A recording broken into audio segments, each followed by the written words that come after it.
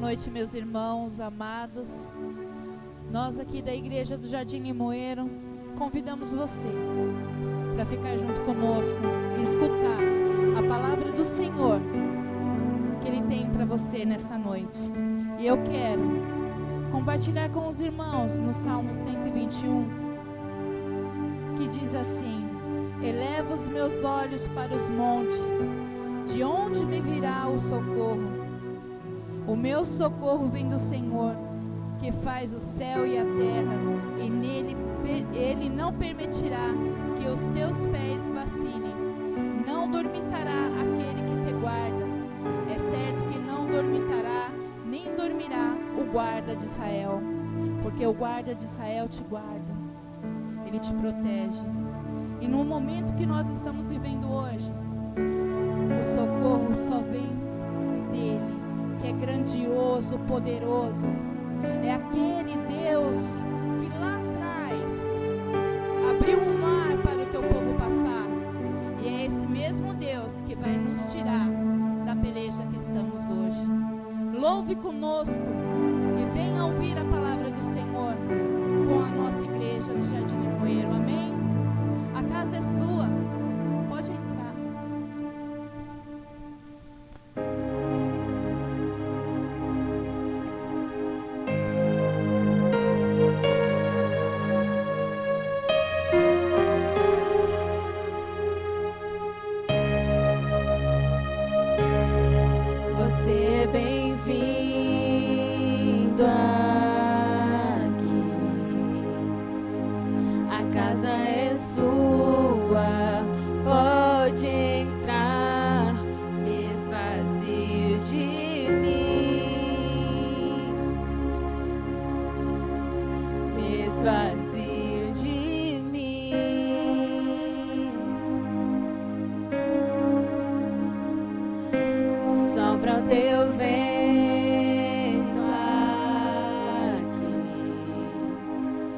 Toma o teu trono, vem reinar. Nós queremos te ouvir.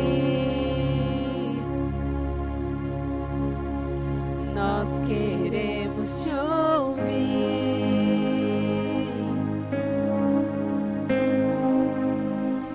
Essa casa é sua casa. Nós deixamos ela pra você.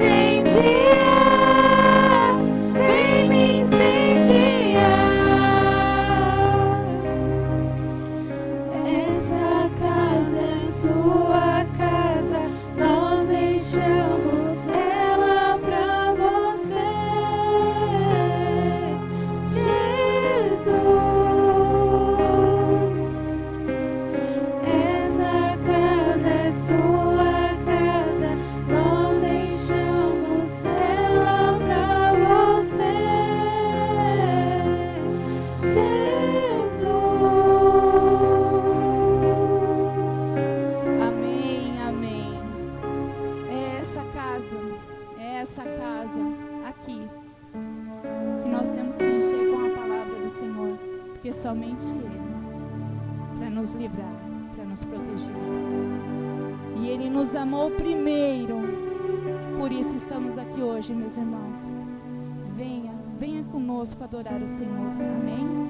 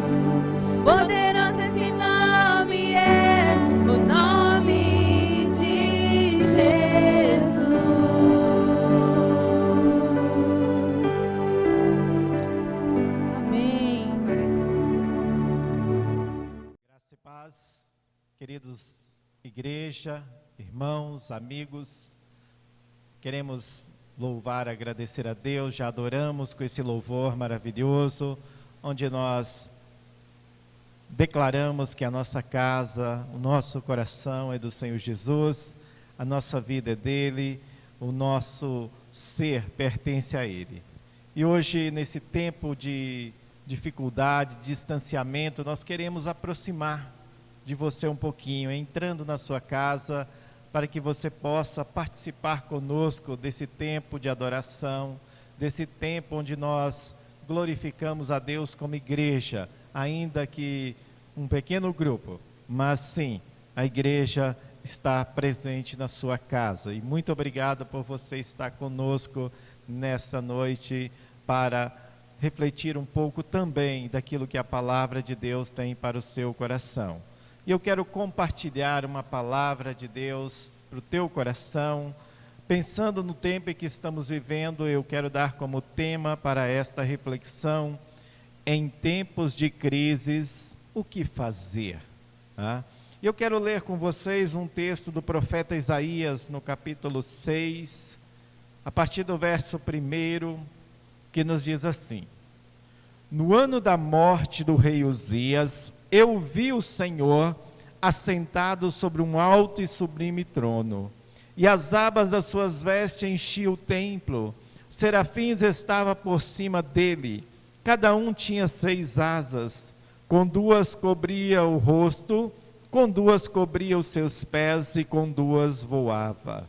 E clamava uns aos outros, dizendo: Santo, Santo, Santo é o Senhor dos exércitos, toda a terra está cheia da sua glória.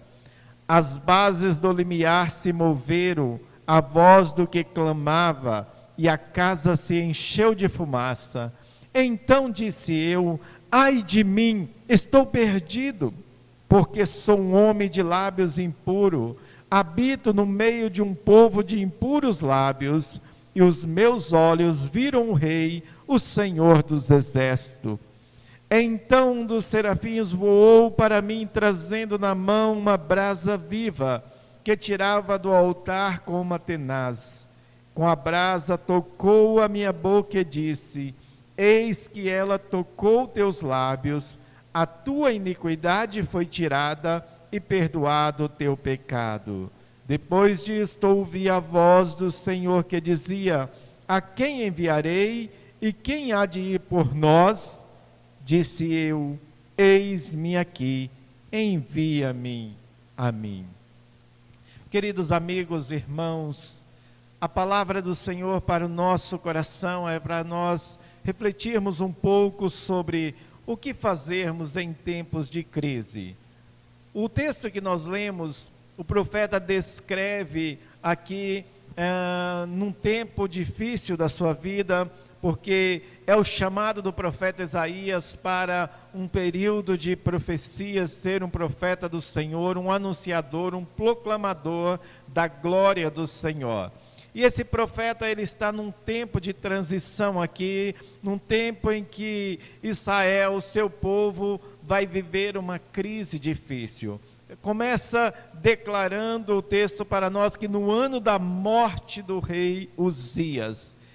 Uzias foi um monarca, um rei muito bem sucedido, um rei que trouxe prosperidade ao povo de Israel, um rei que teve um longo período de reinado. Ele começou muito cedo reinando sobre Israel, sobre Judá, ali o reino de Judá, o reino do sul, e aos 16 anos ele assumiu esse trono e reinou por 52 anos.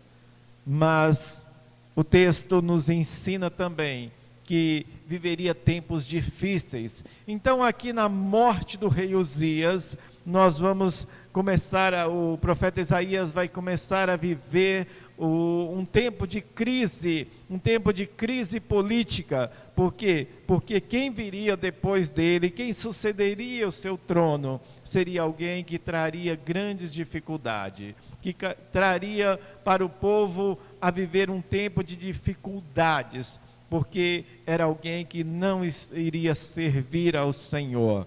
E irmãos, quando nós olhamos para esse texto, nós começamos a imaginar e a pensar que nós também estamos vivendo tempos parecidos com esse.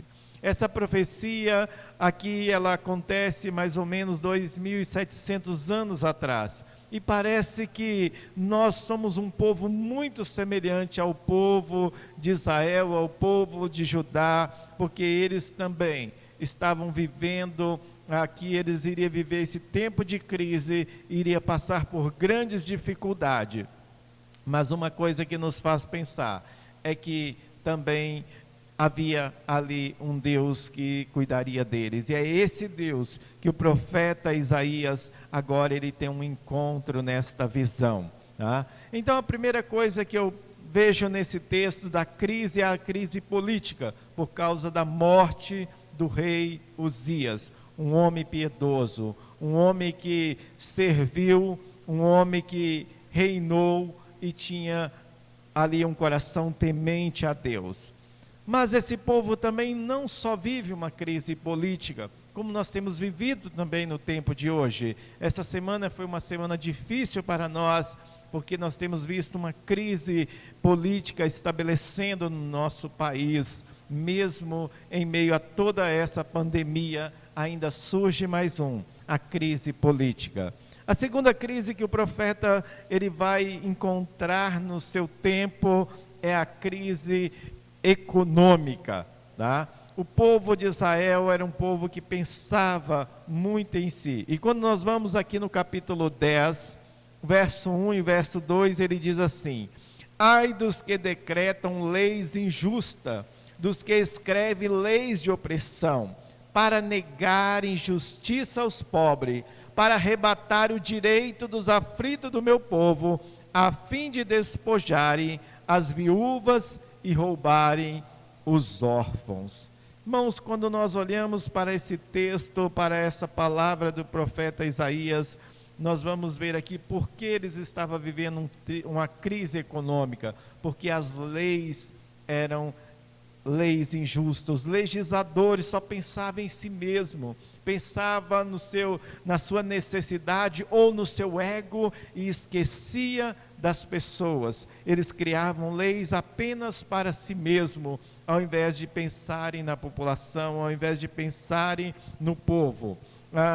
Há uma pesquisa do Globo que diz que 50% das riquezas do mundo estão na mão de apenas 1% da população. Então nós vemos aí algo que realmente é muito semelhante ao que nós temos vivido hoje. Pessoas que só olham para si, que criam leis para beneficiar a si mesmo e esquece das pessoas da sociedade. Uma outra crise que vai acontecer aqui é a crise moral. Tá? E no capítulo 5, no verso 20, o profeta Isaías diz assim: ai dos que ao mal chamam bem e ao bem chamam mal, que fazem da escuridade luz e da luz escuridade, põe o amargo por doce e o doce por amargo. Aqui nós vemos uma troca de valores. As pessoas ali, elas estão pensando apenas em si e eles também estão vivendo ali uma crise de valores morais. Eles têm colocado aquilo que é mal, eles chamam de bem, e aquilo que é bem, às vezes chamam de mal. Isso nós temos visto também no tempo nosso. Nesse tempo de crises, nós também encontramos essa situação que nós estamos muito semelhante aqui. Há uma sociedade que está vivendo o avesso daquilo que deveria viver. Uma sociedade que não apenas tolera o erro, mas às vezes promove o erro. Políticos, líderes que ao invés de fazer aquilo que é certo, eles procuram fazer aquilo que é errado. Quando ligamos a televisão, nós não sabemos em quem acreditar, se aquela informação que nós vamos ter, ela está certa ou ela está errada, porque um diz uma coisa, outro diz outra coisa, e fica aquele jogo de pronunciamentos, de declarações, e isso, tudo que nós temos percebido é que nós não podemos dar credibilidade, porque não sabemos em quem acreditar. Tá? Outra crise que nós vamos encontrar do profeta Isaías está no capítulo 1 do verso 3, tá? Que é a crise espiritual. E essa é algo que nós, como igreja, como cristãos, como pessoas que tememos ao Senhor, nós precisamos abrir os nossos olhos e saber como está a nossa vida espiritual. E o texto do profeta Isaías, no capítulo 1, no verso 3, ele diz assim: o boi conhece o seu possuidor, e o jumento o dono da sua manjedoura, mas Israel não tem conhecimento do meu povo, não entende. Ai desta nação pecaminosa, povo carregado de iniquidade, raça de malignos, filho de corruptores, abandonaram o Senhor, blasfemaram do Santo de Israel e voltaram para trás. Porque a vez de ainda ser ferido, visto que continuais em rebeldia, toda a cabeça está doente e todo o coração está enfermo. Irmãos, talvez essa seja uma das crises mais perigosas, das quais nós precisamos atentar, a crise espiritual. Nós não podemos deixar que o nosso coração seja roubado pelo inimigo, que o nosso coração seja desviado do Senhor. O povo estava vivendo longe de Deus, o povo estava vivendo distante de Deus, e o profeta Isaías, quando ele olha, quando ele tem essa visão do Senhor, a visão do trono de Deus, o profeta clama, o profeta se quebranta, o profeta se arrepende, e então disse: ai de mim, porque estou perdido, porque sou um homem de lábios impuros e habito no meio de um povo de impuros lábios. O profeta entendeu que ele precisava aproximar-se de Deus. O profeta entendeu que o pecado tinha tomado conta da sociedade, inclusive dele. E então ele se quebranta diante de Deus, ele se arrepende do seu pecado e ele clama a Deus por misericórdia e por graça. O que fazer nesse tempo de crise que estamos vivendo? O que fazer para que a nossa vida, a sociedade em que estamos, seja uma sociedade melhor? Nós precisamos olhar para dentro de nós mesmos e ver quem somos, como temos vivido a nossa vida. Não basta apenas orar, porque se eu te dizer o que eu devo fazer em tempo de crise, a maioria diria orar. Mas orar é necessário, mas também precisamos ter atitudes que assumam as responsabilidades nossas. E é isso que o profeta entende, é isso que o profeta diz para Deus: ai de mim. E então ele tem esse encontro especial, esse chamado maravilhoso de Deus, porque o texto diz para nós que um dos serafins voou para o profeta, trazendo na sua mão a brasa viva, e ele tocou nos lábios do profeta e diz: agora os teus pecados foram perdoados, a tua iniquidade foi tirada. Como você tem ido até Deus? Esse tempo de crises, não deixe que o teu coração seja roubado pelo inimigo, não deixe que o pecado tome o teu lugar, o lugar de Deus no centro do teu coração. O nosso coração é do Senhor, ele deve ser templo do Espírito Santo de Deus. Você, meu irmão, você, meu amigo, você tem sido uma pessoa que tem entendido que o nosso pecado, ele traz consequências na nossa vida, e nós precisamos reconhecer, olhar para dentro de nós e mudar aquilo que não está certo, aquilo que está errado em nós. O profeta, ou melhor, o salmista, lá no Salmo 46, ele olha para si e ele entende que no tempo de crise, o Senhor é o nosso refúgio, o Senhor é o socorro, o Senhor é aquele que nos socorre nesse tempo de dificuldade. E ele diz: olha, ainda que a terra trema, ainda que a terra esteja passando, os montes se transportem no meio dos mares, ainda há um rio cujo as águas é águas tranquilas, porque vem do Senhor. A minha vida, a sua vida deve estar colocada diante do Senhor. O teu coração, o meu coração, a nossa fé precisa estar depositada no Senhor. O profeta viu Deus no trono. Sabe o que diz isso? Deus está no controle. Deus está na direção. Nada foge do controle dele, nem nada aconteceu que fugiu do plano, ou do propósito, ou do controle das mãos de Deus, porque Deus, ele ainda está no controle. Israel caiu em dificuldade. O rei Jotão, que sucede o rei Uzias aqui, ele traz dificuldade, mas Deus ainda estava cuidando do seu povo. Tanto que o profeta, quando nós lemos o livro do profeta Isaías, ele está mais ou menos classificado em duas etapas. Aquela onde ele profetiza ali a justiça de Deus, a punição, o castigo pelo pecado. Mas a partir do capítulo 40, 39, 40, ele começa a trazer esperança para o povo, porque ele começa a profetizar o Messias que viria, o Messias que salvaria o povo.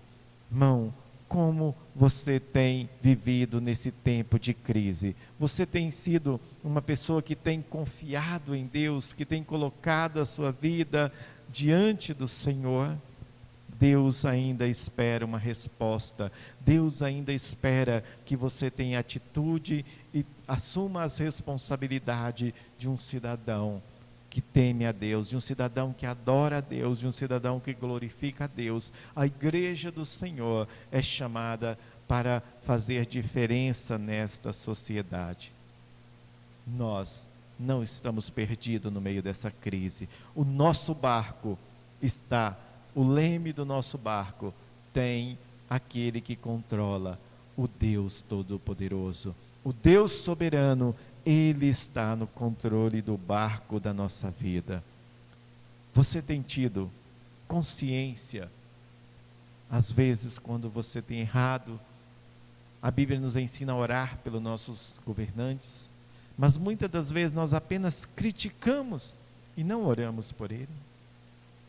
Aprendemos isso quando lemos ali no segundo livro de Crônicas, que se o meu povo, que se chama pelo meu nome, orar, buscar a minha face, se humilhar, então eu ouvirei dos céus e perdoarei os seus pecados e sararei a sua terra. A igreja de Cristo tem responsabilidade nessa sociedade, nessa terra. Eu e você temos uma responsabilidade em meio a essa crise, em fazer diferença, em mudar situações que, como filhos de Deus, nós podemos fazer diferença. Precisamos sair desse tempo, dessas dificuldades, dessa crise, diferente de como entramos. A crise política foi estabelecida, a crise econômica está sendo estabelecida diariamente. A crise social tem tomado conta, mas não deixe que a crise espiritual roube o teu coração, o teu tempo, a tua intimidade com Deus, porque ela é que vai garantir você vencer, sair mais forte de como você entrou. Hoje é tempo de buscarmos a face do Senhor, de percebermos que Deus está conosco, que Deus está no controle do barco da nossa vida. Olhe para o céu. Olhe para cima, enxergue Deus no controle, enxergue Deus guiando a sua vida, enxergue Deus conduzindo você em meio a essa crise, porque há esperança para aqueles que esperam no Senhor, há esperança para aqueles que confiam no Senhor, há esperança para aqueles que andam em intimidade com Deus. Deus, Ele ama você. Deus tem um plano na sua vida e Deus quer conduzir você. Deus é aquele Pai que cuida em cada detalhe da sua vida. Fica firme, acredite, confie, porque Deus está cuidando de você e nós vamos sair mais forte. A igreja vai sair mais forte. Os filhos de Deus vão sair mais confiantes. E a esperança está estabelecida em nosso coração, porque o Deus da nossa vida está no controle. nós queremos orar pela sua vida, para que Deus possa trazer paz no seu coração, para que Deus possa trazer no seu coração a esperança de que Ele está cuidando de você e que Ele é soberano sobre tudo e sobre todos. Aonde você está, se você quiser, feche os teus olhos para que você não se prenda, para que algo não tire a tua atenção. Coloque fé, coloque o teu coração ao Senhor Deus agora, e com fé você possa orar conosco, porque eu creio que Deus vai te dar vitória e que nós vamos sair dessa crise diferente de como nos entramos. Nós vamos sair daqui vitoriosos, porque a Bíblia diz que nós somos mais do que vencedores por Ele, Jesus, que nos amou. Vamos orar.